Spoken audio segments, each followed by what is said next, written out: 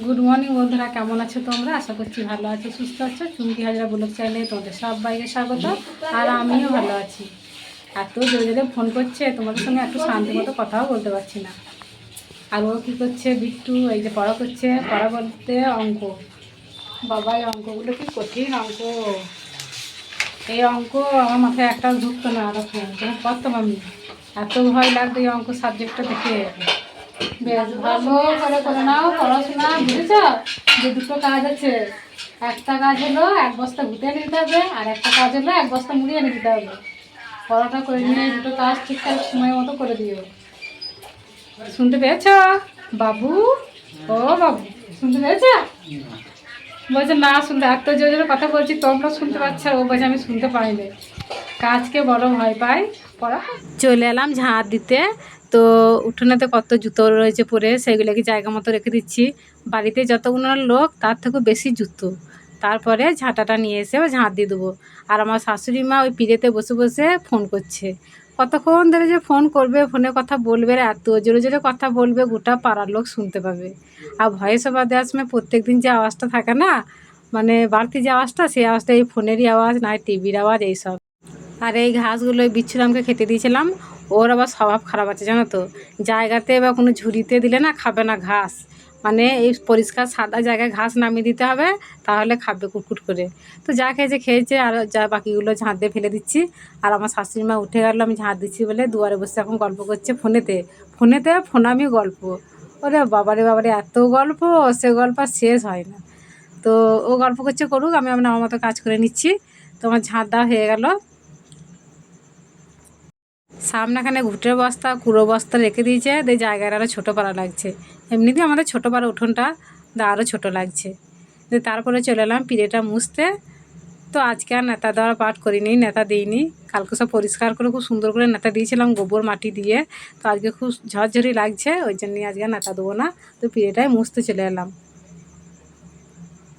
আজকে ছোটো বালতি করেই পিড়েটা মুছে নিচ্ছি, বড় বালতি জল নিয়ে নিই। আর আমার শাশুড়ি মা দিন গুনছে আর আমাকে জিজ্ঞেস করছে, বৌমা আজকে ক তারিখ হলো, আজকে কী বার হলো, কী বারে মাস শেষ হচ্ছে, কী বারে মাস ঢুকবে, নতুন বছর, এইসব।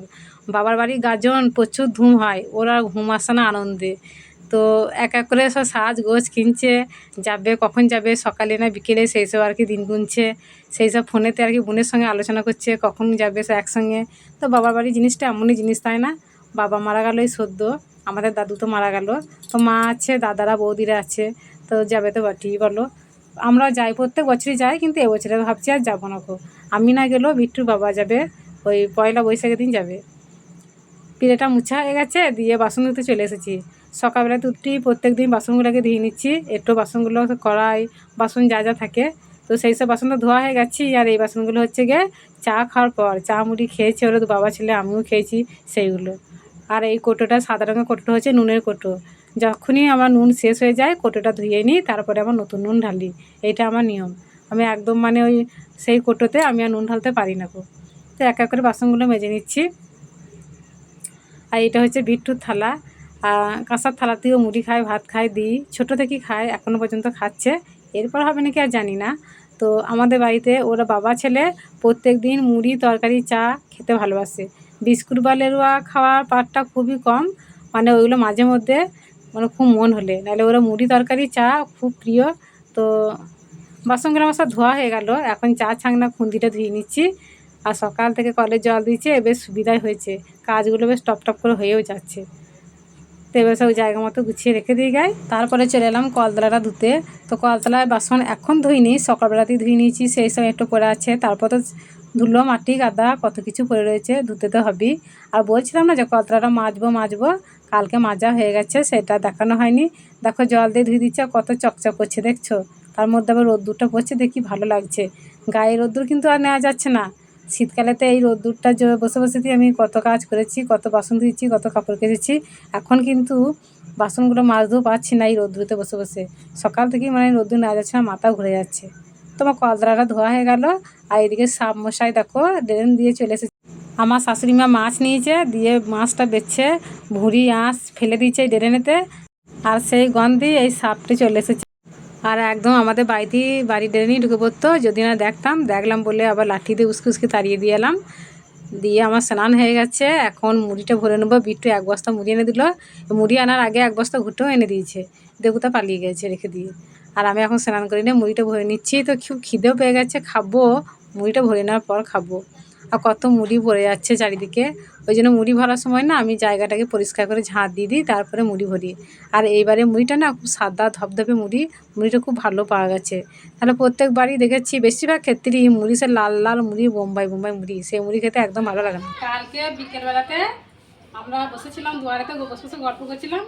আর বিট্টু ঠাকুমার ঘরে ঢুকে ইচ্ছা মত চাল খেয়ে বেরিয়ে এসেছে নিজের থেকে, এত চাল খেয়েছে। কাল বিকেল থেকে খাওয়া দাওয়া বন্ধ, রাত্রেও খায়নি, আর সকালবেলাতে খেতে দিলাম খায় নাই, চুপ করে ঝিমমারা হয়ে শুয়েছিল। এখন একটু উঠিয়ে একটু জল দেখাতে নাম, মানে যা বড় কাজ ছিল না, ভয় ধরে গেছিলো কি আবার হবে। দেখো আবার এত কষ্ট করে বড় করলাম, যাবার পর্যন্ত কাজ ছিল না। এখন একটু দেখছি চনমনে হয়েছে, একটু জল দেখাতে নাম।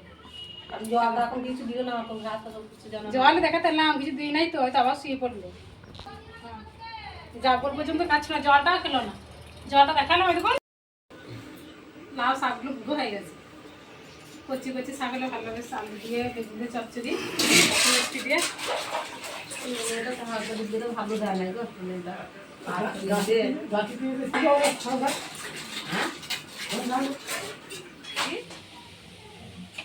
রান্না বসাতে চলে এলাম, আবার সেই ঘুম চলে এসেছে, এত ঘুম মনে হচ্ছে ঘুমিয়ে গিয়ে। আর বিট্টু কী করেছে দেখো, বলছে মা তোমার আলুগুলো কেটে দিয়ে দাও। যা আলু বানাইতে এসছে 2 আদনা করে দিয়েছি ছুরি করে, দিয়ে রেখে দিয়ে পালিয়ে গিয়েছে। তাহলে এগুলি রান্না করবো তো, আমরা কাটতে হবে না তো।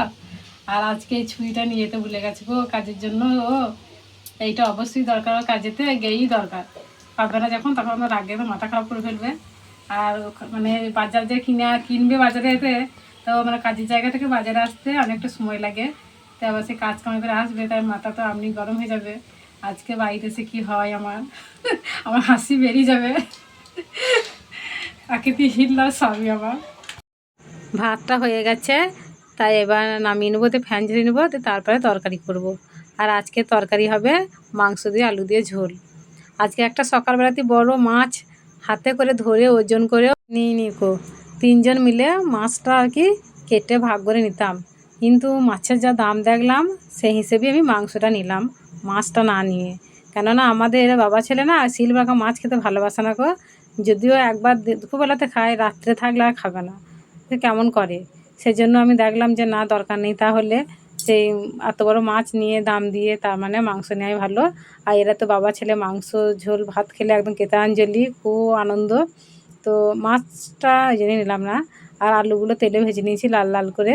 আর এখন নুন হলুদ দিয়ে মাংসটা ভালো করে কষিয়ে নিচ্ছি। তো মাংসের ঝোল ভাত খেতে তো সবার ভালো লাগে, কার না ভালো লাগে না। আর এখন মশলাটা দিয়ে দিচ্ছি। মশলা আজকে শিলে বাটি নেই গো, শুধু আদা রসুনটাই বেটেছিলাম, আর জিরে গুঁড়ো লঙ্কা গুঁড়ো দোকান থেকে কিনে এনেছিলাম, সেই ছিল সেই দিয়েছি। আর আজকে না লঙ্কা গুঁড়িটা একটু কমই দিয়েছি, আগের বারে মাংস রান্না করেছিলাম ঝাল হয়ে গেছিলো মাংসের ঝোলটা, ওই জন্য না এবারে লঙ্কা গুঁড়োটা কমই দিলাম। আর লঙ্কা গুঁড়ো মানে বাটিতে দিয়েও আবার উপরে উপরে তুলে নিয়েছি, বেশি হয়ে গেছে বলে মনে পড়ে গেছে দুম করে যে আগেরবারে তো ঝাল হয়ে গেছিলো, ওই জন্য এবারে আর ঝালটা দিইনি গো, ঝালটা কম কমই দিয়েছি। মানে এই লঙ্কা গুঁড়োটা খুব ভালো এসেছে দোকানেতে, একটু দিলেই খুব ঝাল হয়ে যাচ্ছে। আজকে কিন্তু পুরো রান্নাটাই তোমাদের সঙ্গে শেয়ার করলাম, মাংস ঝোল কেমন করে রান্না করি। তো ঝোলটা খেতে খুব ভালো হয়েছিল। মাংস আলু অনেকক্ষণ ধরে মশলা দিয়ে কষানো হয়ে গেছে, এবার জল ঢেলে নেবো। আর আজকে না আমার রান্নাটা খুব সময় সময় হয়ে গেছে, কী যে ভালো লাগছিল আমার।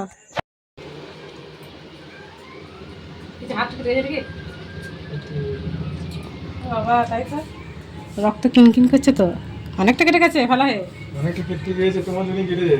আমার জন্য আমি কেটে দিলাম নাকি আমার জন্য? তুমি চাকুটা যখন গেলাম বাড়ি থেকে বেরিয়ে, তো তুমি চাকুটা ভরে দিয়ে গেলে না? চাকুটা ভরে দিয়ে তুমি তো গুছিয়ে নিয়ে গেলে, এবার আমি যেদিন গুছিয়ে দিই সেদিন তো ভুল হয় না। চাকুটা একটা ফের একটা চাকু কিনে নিলাম, আরো এটা কিনে নিলাম, এটা ভরে দেওয়া না।